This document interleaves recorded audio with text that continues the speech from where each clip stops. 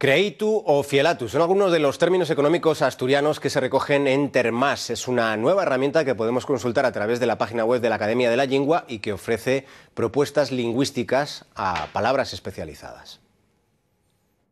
Desde la página web de la Academia de la Llingua accedemos a Termast, una propuesta de solución a los problemas terminológicos del asturiano en aquellos ámbitos especializados en los que no existe una normalización lingüística. El primer volumen está dedicado a términos básicos de economía y empresa, y en él podemos encontrar las diversas acepciones de palabras como créitu.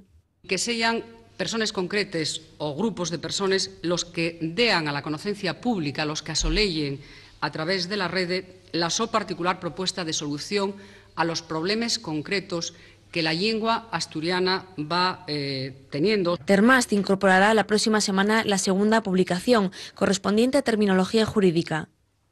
No hay una edición en asturiano del BOPA, del Boletín Oficial del Principado de Asturias, y tampoco tenemos traducciones al asturiano de los principales códigos vigentes, el civil, el penal, los procesales. Aquellas propuestas que por su uso se generalicen serán incorporadas a la normativa de la lengua asturiana.